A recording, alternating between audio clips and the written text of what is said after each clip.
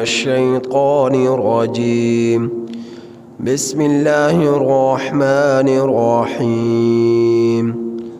وإلى ثمود أخاهم صالحا قال يا قوم اعبدوا الله ما لكم من إله غيره هو أنشأكم من الأرض واستعمركم فيها فاستغفروه ثم توبوا إليه إن ربي قريب مجيب. قالوا يا صالح قد كنت فينا مرجوا قبل هذا أتنهانا أن نعبد ما يعبد آباؤنا وإننا لفي شك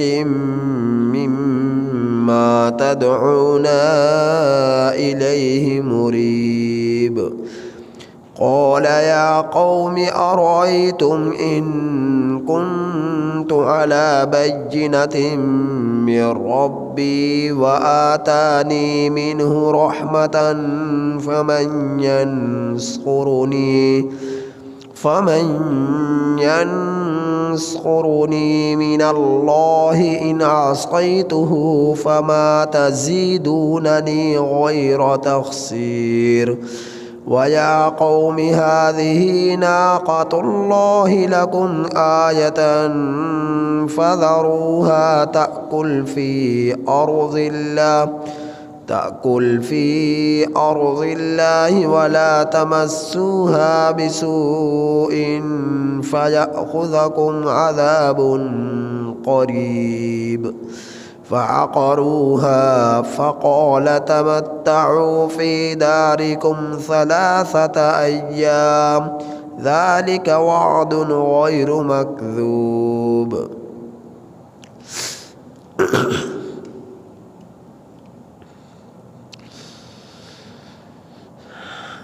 یہ سورہ ہود کی آیت نمبر 61 تا 65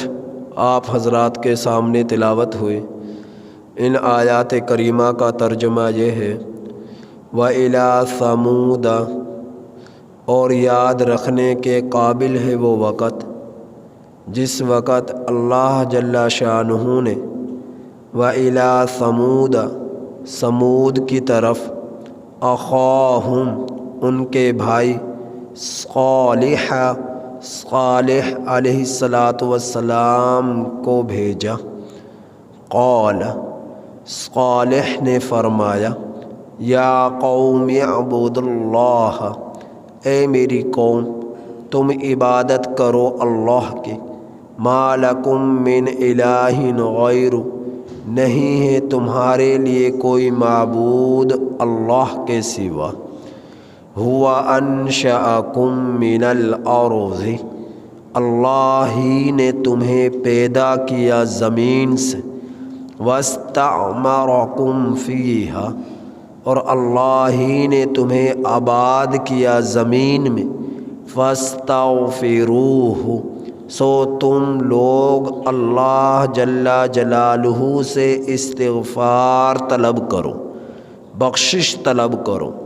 ثم توبوا الیہ، پھر تم سب رجوع کرو اللہ کی طرف.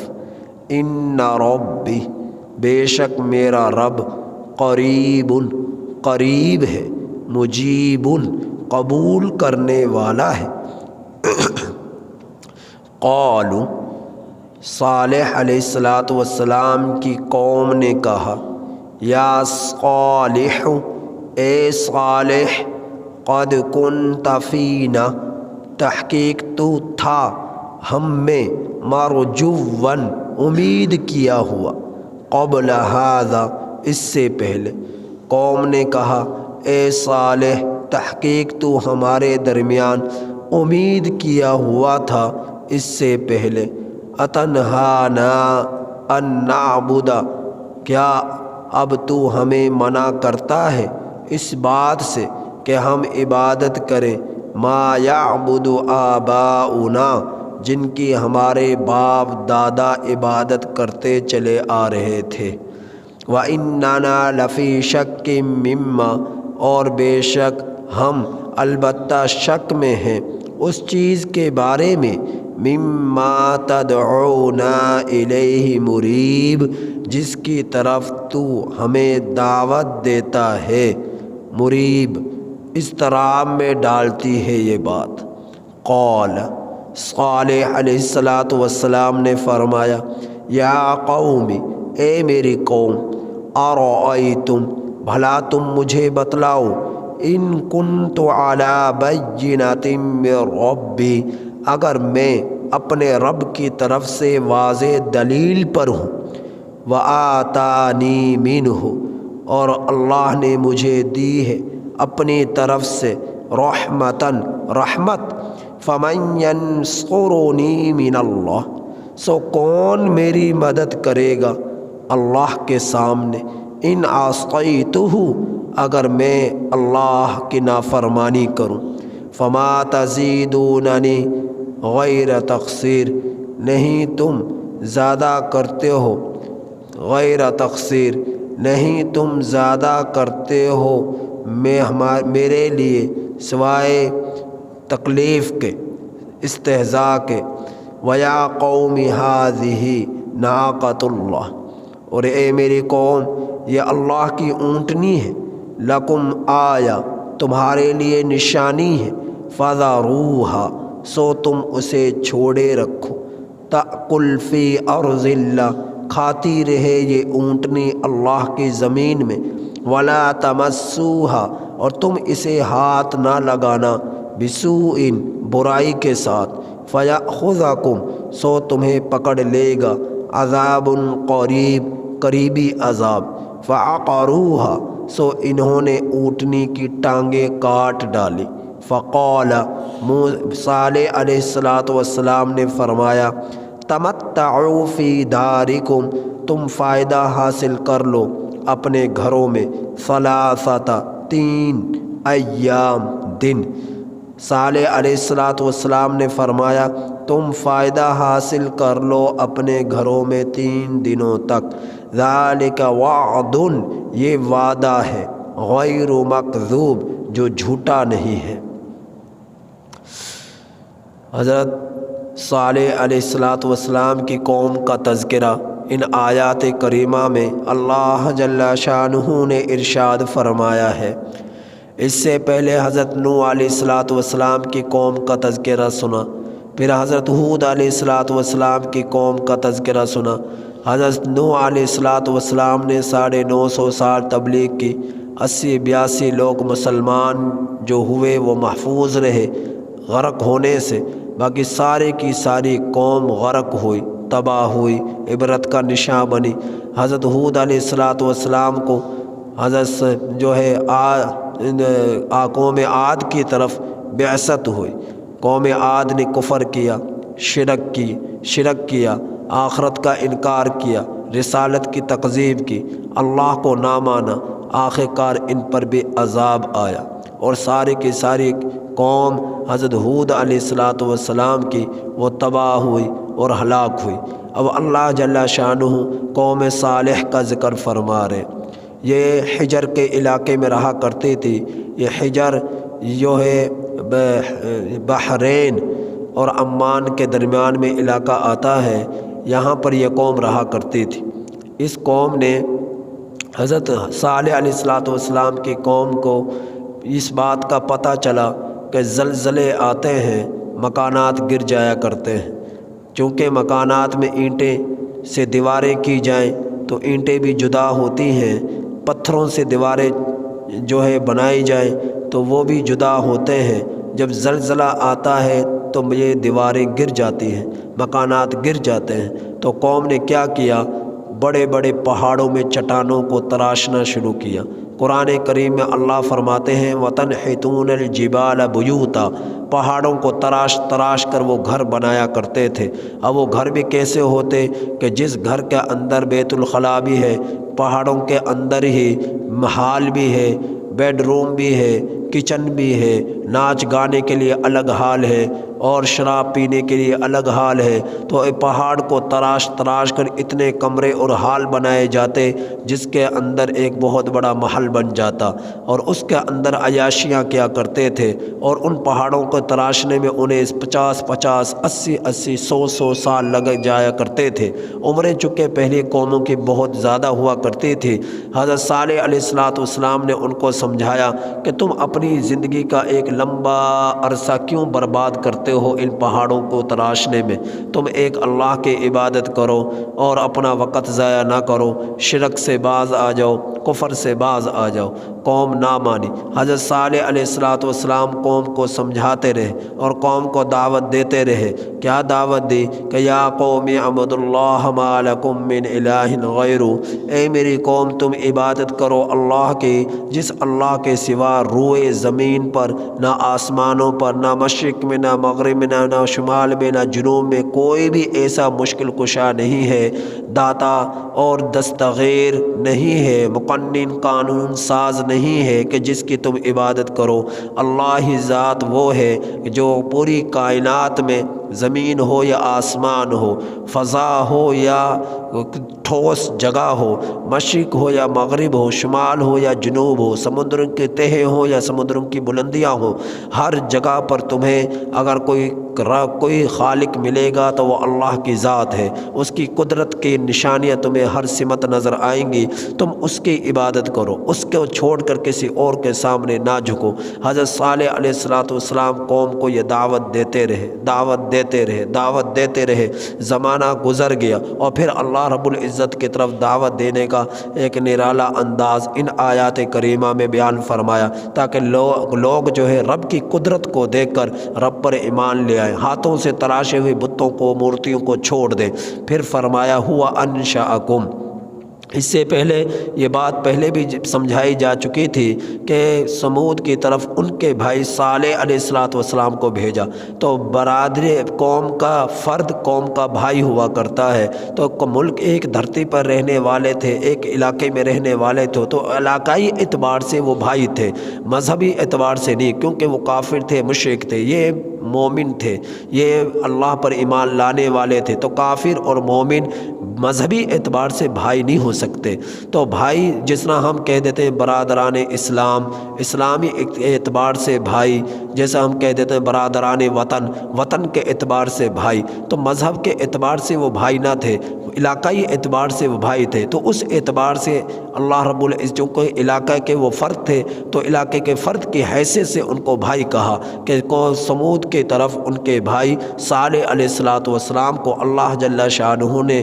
بھیجا، اور انہوں نے آ کر دعوت دی کہ اے لوگو اللہ کی عبادت کرو، اللہ کے سوا کسی کی عبادت نہ کرو۔ پھر اللہ جل شانہ کا تعارف کرایا، میں تمہیں جس کی طرف بلا رہا ہوں تمہیں بتلاؤں وہ کون ذات ہے، اس کی قدرت کیا ہے، تو پھر تعارف کرایا اللہ کی ذات کا، اس کی قدرت کا، کہ ہوا انشأکم، اللہ وہ ذات ہے کہ جس نے پیدا کیا تمہیں من الارض، زمین سے۔ تو اس کی دو تفسیریں ہیں، ایک تفسیر یہ ہے کہ حضرت آدم علیہ السلام کا خمیر اللہ جل شانہ زمین کے مختلف حصوں سے جمع کیا، اور پھر حضرت آدم علیہ السلام کو اللہ نے ان کے خمیر کو حکم دیا کہ ہو جا، تو وہ ہو گیا۔ تو دوسری تفسیر اس کی، اور پھر تمام کے تمام انسانیت حضرت آدم علیہ السلام سے اس کے پروان چڑھی ہے، پیداوار بڑھی ہے۔ حضرت آدم علیہ السلام کی بائیں پسری سے حضرت حوا علیہ السلام کو اللہ جل شانہ نے اپنے امر کن سے پیدا کیا، پھر ان خامد اور بیوی کا رشتہ زوجیت میں ان دونوں کو جوڑا، آدم کو اور حوا علیہ السلام کو، پھر ان سے نسل انسانی کی ابتدا فرمائی، اور وہ پھیلتی گئی، وہ چند لوگوں سے سو میں بنے، سو سے ہزاروں میں بنے، ہزاروں سے لاکھوں میں بنے، لاکھوں سے کروڑوں میں بنے، کروڑوں میں پھیلتے چلے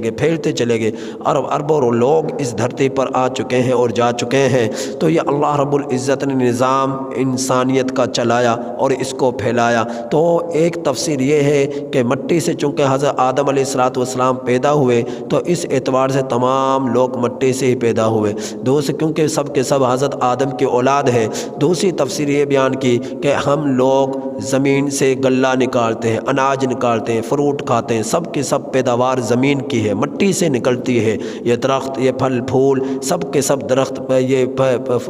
پیداوار زمین سے نکلتی ہے، اور زمین مٹی میں، زمین کے اندر مٹی سے درخت پھل پھول نکلتے ہیں۔ پھر ان چیزوں کو ہم اپنی خوراک کے طور پر استعمال کرتے ہیں، غلے کو،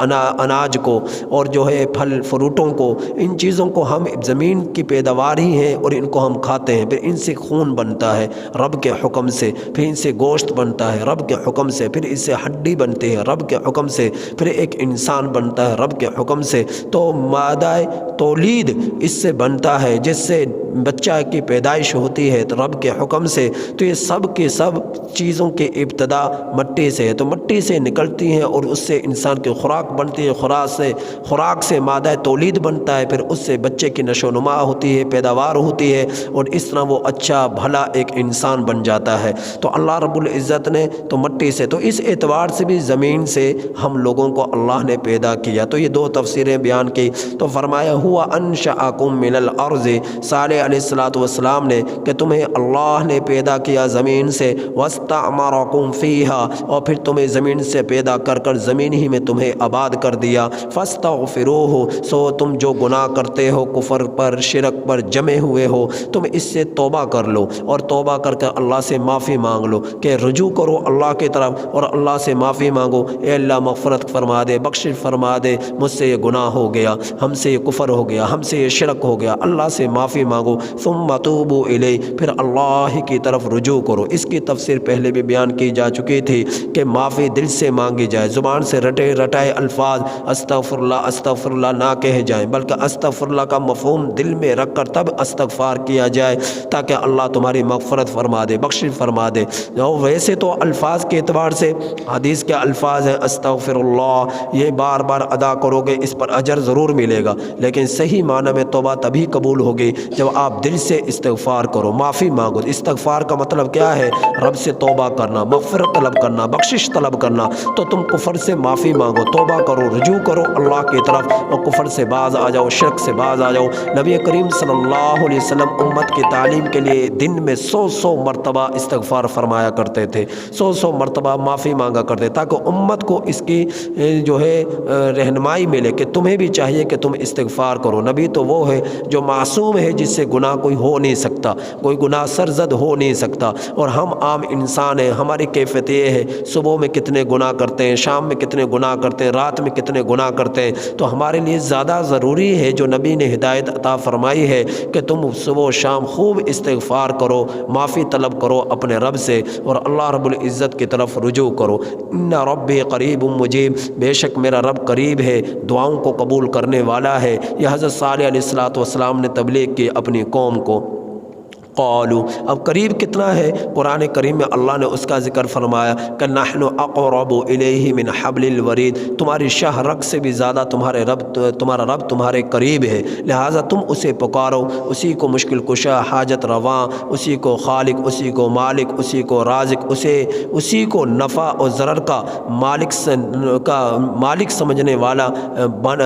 سمجھو تم لوگ۔ نبی کریم صلی اللہ علیہ وسلم کو ہدایت عطا فرماتے ہوئے فرمایا کہ کل لا املک لنفسی ضر ولا نفع، اے میرے پیغمبر آپ کہہ دیجئے کہ آپ نہ نفع کے مالک ہیں نہ نقصان کے مالک ہیں، کیونکہ اگر اللہ کے بعد کوئی ہستی اگر نفع اور نقصان کا مالک ہوتی تو نبی کریم صلی اللہ علیہ وسلم کی ذات ہوتی، لیکن اللہ رب العزت نے نفع اور نقصان کے اختیارات نبی کریم صلی اللہ علیہ وسلم کو بھی نہیں دیے، کیونکہ یہ سارے کے سارے اختیارات اللہ کے پاس ہیں۔ تو اللہ رب العزت نے نبی کے ذریعے کہلوایا تاکہ لوگ یہ نہ کہیں کہ نبی کریم صلی اللہ علیہ وسلم مشکل کشا ہیں، حاجت رواں ہیں، نفع نقصان کے مالک ہیں۔ اللہ نے نبی کی زبان سے کہلوایا کہ آئے میرے پیغمبر آپ ان سے کہہ دیجئے انی لا املک لکم ضر ولا نفع، انی لا املک لکم ضر ولا رشدا۔ تو یہ مختلف قسم کے الفاظ قرآن پاک میں آئے ہیں کہ آپ صلی اللہ علیہ وسلم نہ کسی کو ہدایت دے سکتے ہیں، نہ کفر پر رکھ سکتے ہیں، نہ کسی کو نفع دے سکتے ہیں، نہ نقصان دے سکتے ہیں۔ یہ سارے کے سارے اختیارات تو اللہ رب العزت کے پاس ہیں۔ نبی کا کام ہے اللہ کا پیغام مخلوق تک تک پہنچا دیں، سو انہوں نے پہنچا دیا۔ ہر نبی نے بعثت کا مقصد پورا کیا اور پوری دیانتداری کے ساتھ کیا۔ ہم لوگ خائن ہو سکتے ہیں، بددیانتی ہو سکتے ہیں، لیکن نبی نہیں ہو سکتا۔ اللہ رب العزت چنتا ہی روئے زمین میں سے ایسے انسانوں کو ہے کہ جو نبی بننے کے صلاحیت جس میں ہوتی ہے، تو اللہ کے حکم سے وہ نبی بنتے ہیں۔ نبی ان کے روز اول سے ہی اللہ نے ان کو بنا دیا تھا۔ جس وقت عالم ارواح میں روحوں کو پیدا کیا، اللہ نے چناؤ کر چکے تھے کہ ان روحوں میں سے کس کس کو نبوت دینی ہے، اس وقت اللہ چناؤ کر چکے تھے۔ تو اللہ کے رسول نبی وہی ہے جس کے روز اول سے اللہ نے چناؤ کیا۔ اس کے بعد کوئی خود سے اپنی محنت سے، عمل کی بڑھوتری سے کوئی نبی نہیں بن سکتا، رب کے حکم سے نبی بنتا ہے۔ تو اللہ کے رسول صلی اللہ علیہ وسلم کے ذریعے مخلوق کو یہ بات سمجھا دی کہ نفع نقصان کا مالک صرف اور صرف اللہ کی ذات ہے، اللہ کے سوا کوئی نہیں ہے۔ لہٰذا وہ رب کون ہے جو تمہارے نحن اقرب الیہ من حبل الورید، تمہاری شاہ رگ سے بھی زیادہ تمہارے قریب ہے، لہٰذا تم اس رب کو اپنے پکارو، اس رب کو پکارو۔ قالوا یا صالح، قوم نے کہا اے صالح، قد کنت فینا مرجوا، ہمیں تو امید کیا ہوا تھا، قبل ھذا، اس سے پہلے امید کیا تھی؟ ہم یہ سمجھتے تھے تو بڑا سمجھدار ہے، اب ہم 10 بتوں کی پوجا کرتے تو 20 کی کروائے گا، ہم نے 10 بت کھانے بنائے تو ہمیں 20 ہمارے لیے 20 بت کھانے بنائے گا۔ ہم تو یہ سمجھتے تھے کہ تو بڑا سمجھدار ہے، ہم میں مستعد ہے، امید کیا ہوا ہے، ہم تو تجھ سے بڑی امیدیں لگائے بیٹھے تھے، لیکن تو یہ کیا کہہ رہا ہے ہم سے کہ ہم سینکڑوں معبودوں کو چھوڑ کر ایک رب کی عبادت کریں؟ اتنہانا ان نعبد ما یعبد آباؤنا، ایسے معبودوں کو چھوڑ بیٹھے جن کی عبادت ہمارے باپ دادا کرتے چلے آئے ہیں۔ وَإِنَّنَا لَفِي شَكٍّ مِّمَّا تَدْعُونَا، بے شک البتہ ہم تو شک میں ان چیزوں کے بارے میں جس کی طرف تو ہمیں دعوت دیتا ہے۔ الیہ مریب، تمہاری یہ باتیں ہمیں اضطراب میں ڈالتی ہیں۔ صالح علیہ السلام نے فرمایا یا قوم، اے میری قوم، ارأیتم، بھلا تم مجھے بتلاؤ، ان کنت علی بینۃ من ربی، اگر میں اپنے رب کی طرف سے واضح دلیل پر ہوں، رب نے مجھے، میں اور واقعتاً آپ واضح دلیل پر تھے، قوم کو سمجھانے کے لیے استفہامیہ انداز میں فرمایا، اگر میں اپنے رب کی طرف سے واضح دلیل پہ ہوں، اللہ رب العزت مجھے رسالت عطا فرمائے، ایمان عطا فرمائے، تقوی عطا فرمائے، عاجزی عطا فرمائے، انکساری عطا فرمائی، اور جو ہے نشانیاں عطا فرمائی، اب میں اپنے رب کی طرف سے واضح دلیل پر ہوں۔ وآتانی منہ رحمہ، اور اس نے مجھے اپنی طرف سے رحمت دی، ایمان دیا، تقوی دیا، اعمال صالحہ والی زندگی دی، رسالت عطا فرمائی، تو مجھے اللہ رب العزت نے اپنی طرف سے، رحمت کا مطلب یہ ہے، تو پھر مجھے بتلاؤ، اگر میں اس کے احکام کے اس کے باوجود، جب کہ رب نے مجھے واضح دلیل پر قائم کیا ہے اور مجھے اپنی طرف سے رحمت عطا فرمائی ہے، ایمان کی، تقوی کی، اعمال صالحہ کی، رسالت کی، نبوت کی، اب تم مجھے بتلاؤ، اب میں اللہ رب العزت کی ان نعمتوں کو ٹھکرا دوں اور ان رحمت سے دور اپنے آپ کو کر لوں اور ایمان سے اپنے آپ کو محروم کر لوں اور اللہ کے خلاف بغاوت اختیار کر لوں، اس کے خلاف اس کی نافرمانیاں کرنا شروع کر دوں، تو اب مجھے تم بتلاؤ، فمن ینصرنی من اللہ، کون میری مدد کرے گا اللہ کے سامنے، ان عصیتہ، اگر میں اپنے رب کی نافرمانی کروں،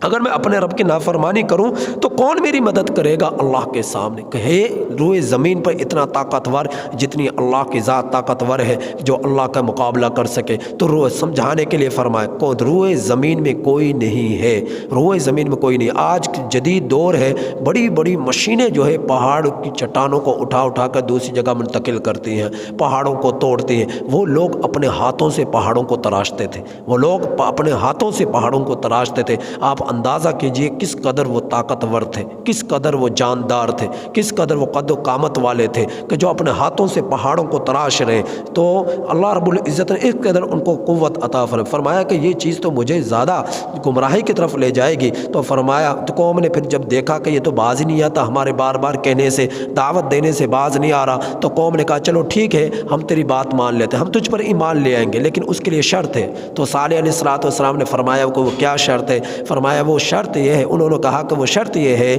کہ یہ بڑی سی جو چٹان نظر آ رہی ہے نا حجرب کے علاقے میں جس میں وہاں رہا کرتے تھے، بڑے بڑے پہاڑ تھے، کہنے لگے کہ یہ بڑی سی جو چٹان نظر آ رہی ہے نا، اس کے اندر سے ایک گابن اونٹنی آپ نکالیے اپنے رب سے کہہ کر کہ وہ اونٹنی نکلے، خوبصورت ہو، جس کے بڑے بڑے لمبے لمبے گھنے بال ہوں، اور وہ اونٹنی نکلے زندہ سلامت پہاڑ کی چٹان سے، اور اس کے پیٹ میں بچہ بھی ہو۔ جیسے ہی وہ پہاڑ کی چٹان سے نکلے تو فوراً وہ بچے کو جن دے۔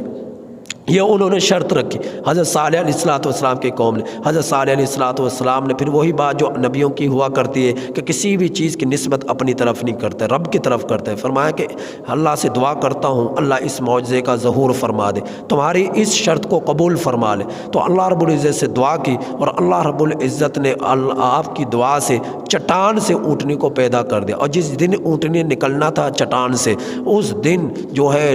پورے علاقے کے اندر شور شرابہ ہو گیا، اور جو ہے ڈھنڈورا پیٹا گیا کہ دیکھو فلاں دن کے اندر اونٹنی نکلنا ہے، فلاں دن میں اونٹنی نکلنا ہے، اور وہ بچہ بھی جنے دی، یعنی استہزاء کیا کرتے تھے، مذاق اڑایا کرتے تھے، اور لوگوں میں شور شرابہ برپا ہو گیا کہ اونٹنی نکلے گی۔ اور میلے کی طرح لوگ جس طرح میلے میں ہجوم ہوا کرتا ہے اس طرح لوگوں کا رش لگ گیا پہاڑ کے ارد گرد کہ دیکھو اس چٹان سے اونٹنی نکلے گی، حتیٰ کہ جس دن جو دن طے ہوا اس میں سب کے سب لوگ جمع ہوئے، اور اس دن لوگوں نے اپنی آنکھوں سے دیکھا کہ چٹان کے اندر سے اللہ اونٹنی کو نکال رہا ہے، اور وہ اونٹنی نکل کر بچہ بھی جن رہی ہے۔ نبی کریم صلی اللہ علیہ وسلم 14ویں رات کا چاند تھا، مشرکوں نے کہا اگر اس چاند کے 2 ٹکڑے کر دو تو ہم آپ پر ایمان لے آئیں گے، آپ کی رسالت کو قبول کر لیں گے۔ نبی کریم صلی اللہ علیہ وسلم 14ویں رات کا چاند ہے، اس کے اندر چمک ہوتی ہے اور روشنی ہوتی ہے، واضح طور پر ہر چیز نظر آیا کرتی ہے۔ تو نبی کریم صلی اللہ علیہ وسلم نے فرمایا اشارہ کرنا میرا کام ہے، ٹکڑے کرنا تو یہ اللہ کا کام ہے کہ وہ جدا جدا کر دے،